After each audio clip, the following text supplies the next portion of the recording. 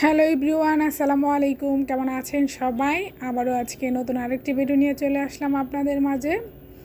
আমি আজকে আপনাদের সাথে শেয়ার করব মূলার যে শাকের ডাঁটার অংশটুকু, এটা আমি কিভাবে রান্না করি আজকে সেই রেসিপিটাই আপনাদের সাথে শেয়ার করব। ছোট ছোট মূলা মূলত শাক রান্না করার জন্য পাতাটা যে নিয়ে আসে, আমি শাকটা আলাদা করি, এই ডাঁটার অংশটুকু আলাদা করে নিয়েছি। সাথে আমি চিকন করে একটা আলুও কেটে নিয়েছি। ভালো করে ধুয়ে পরিষ্কার করে আমি এক পাশে রেখে একটা কড়াই বসিয়ে দিলাম। কড়াইটা গরম হয়ে আসলে আমি পরিমাণ মতো তেল দিয়ে দিলাম। এই রেসিপিতে আমি সামান্য পরিমাণ তেল ব্যবহার করছি।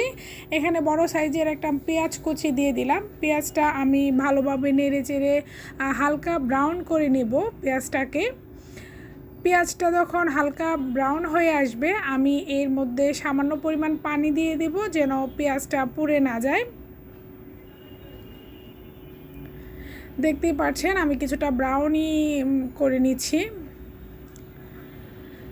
আমি পানি দেওয়ার পর এর মধ্যে দিয়ে দিলাম হাফ চা চামচ হলুদের গুঁড়া, হাফ চা চামচ মরিচের গুঁড়া। আমি স্বাদ মতো এখানে লবণ ব্যবহার করেছি। আমি হাফ চা চামচ থেকেও কিছুটা কম ধনিয়ার গুঁড়া ব্যবহার করেছি। এখন মশলাটাকে আমি ভালোভাবে কষিয়ে নিব। এইখানে আমি পরিষ্কার করে নেওয়ার পর প্রায় 1 থেকে 1.5 কেজি পরিমাণ ডাঁটা হয়েছে। এই পরিমাণে আমি হিসাব করে মশলাটা ব্যবহার করছি। এখন আমি কিছুটা কষিয়ে নিয়ে যখন কিছুটা তেল উঠে আসবে, যেহেতু আমি তেলটা আবারও বলছি কম ইউজ করেছি, খুব একটা তেল উঠে আসেনি, মশলাটা ভালোভাবে ভাজা হয়ে আসলে আমি কিছু চিংড়ি মাছ এখানে ব্যবহার করেছি। আমি চিংড়ি মাছটা নেড়ে চেড়ে আমি এখানে কিছু লইটা শুটকি ব্যবহার করেছি। আমি শুটকিটাকে ভালোভাবে ভেজে গরম পানি দিয়ে ভালো করে পরিষ্কার করে নিয়েছি, যেহেতু এর মধ্যে প্রচুর বালু থাকে। তা আমি আবারও কিছুটা পানি দিয়ে মশলাটাকে আমি ভালোভাবে নেড়ে চেড়ে কষিয়ে নিব। তেলটা যখন ভালোভাবে উঠে এসেছে এই পর্যায়ে, শুটকিটাও ভালোভাবে সফট হয়ে এসেছে, আমি এখন এর মধ্যে কিছুটা নাড়াচাড়া করে আমি পরিষ্কার করে ধুয়ে রাখা ডাঁটাগুলো ব্যবহার করব। এখন মূলার চিংড়ি মাছটা চাইলে স্কিপ করতে পারেন, শুধু শুটকি দিয়ে ওটা খেতে খুবই দুর্দান্ত স্বাদের হয়। একবার ট্রাই করে দেখতে পারেন। আমার হাতের কাছে চিংড়ি মাছটা ছিল, দ্যাটস ওয়াই আমি চিংড়ি মাছটাও শুটকির সাথে ব্যবহার করেছি। দেখতেই পাচ্ছেন তেলটা একদমই উঠে এসেছে। আমি মশলাটাকে ভালোভাবে ভেজে নিয়েছি। এখন আমি মূলার ডাঁটাটা দিয়ে ভালোভাবে মশলার সাথে মিশিয়ে নিব। ডাঁটাগুলো আমি মশলার সাথে মিশিয়ে নিচ্ছি। এর ফাঁকে বলে নিচ্ছি, ভিডিওটা ভালো লাগলে প্লিজ একটা লাইক দিয়ে যাবেন। চ্যানেলটা যদি সাবস্ক্রাইব করে থাকেন অসংখ্য ধন্যবাদ। আর যারা আমার চ্যানেলটাকে এখনও সাবস্ক্রাইব করেননি, প্লিজ চ্যানেলটাকে সাবস্ক্রাইব করে দিবেন। আপনাদের একটা লাইক আমাকে অনেক দূর পৌঁছে দেবে। আপনাদের একটা সাবস্ক্রাইব আমার চ্যানেলটাকে আরও সামনের দিকে এগিয়ে দিবে। আপনাদের একটা লাইক হয়তো বা আপনাদের কাছে কিছুই না, তবে আপনাদের একটা লাইক আমার ভিডিওগুলো আরও অনেকের কাছে পৌঁছে দেবে। তাতে করে আমি কাজের আরও অনেক উৎসাহ পাবো।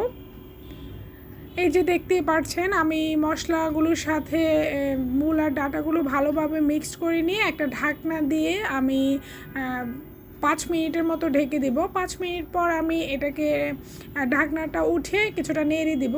কিছুটা পানি উঠে এসেছে, এর মধ্যে সিদ্ধ হয়ে যাবে। আমি আবারও নেড়ে চেড়ে একটা ঢাকনা দিয়ে আবারও 5 মিনিটের মতো রেখে দেব। অনেকটাই সফট হয়ে এসেছে, দেখতেই পাচ্ছেন।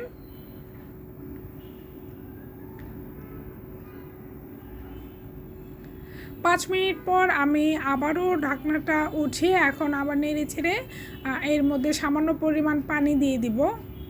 আমি একদমই এই পর্যায়ে চাইলে খাওয়া যায়, তবে আমি আজকে কিছুটা ভিজা ভিজা রাখতে চাচ্ছি। তবে চাইলে এরকম একদমই শুকনা ভাজির মতো করেও খাওয়া যায়, সেটা আবার অন্যরকম টেস্ট। আমি কিছুটা ঝোলের পানি দিয়ে আবারও 2-3 মিনিটের মতো ঢাকনা দিয়ে মিডিয়াম আছে আমি ঝোলের পানিটাকে বলক উঠিয়ে নিব।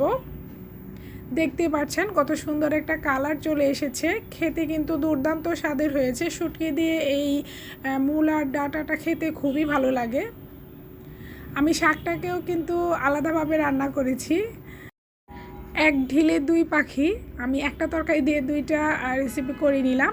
এখন আমি তরকারিটা যেহেতু আমার হয়ে আসছে, এর মধ্যে কিছু কাঁচামরিচ আমি মাথার অংশটুকু চিড়ে দিয়েছি। এখন কিছু ধনিয়া পাতা দিয়ে তরকারিগুলোর সাথে আমি ধনিয়া পাতাটাকে মিশিয়ে নিব, তাহলে সুন্দর একটা ফ্লেভার তরকারির মধ্যে ছড়িয়ে যাবে।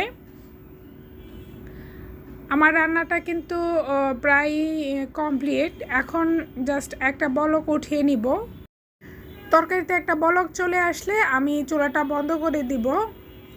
আমি এখন ভালোভাবে দেখতে পাচ্ছেন মিশিয়ে নিচ্ছি। এর ফাঁকে আবারও বলে নিচ্ছি, ভিডিওটা ভালো লাগলে প্লিজ একটা লাইক দিয়ে যাবেন। আপনাদের একটা লাইক আমার কাজের আরও অনেক উৎসাহ বাড়াবে, আমার ভিডিওগুলো অনেকের কাছেই পৌঁছে দেবে। ভিডিওটা এতক্ষণ দেখার জন্য সবাইকে অসংখ্য ধন্যবাদ। আসসালামু আলাইকুম।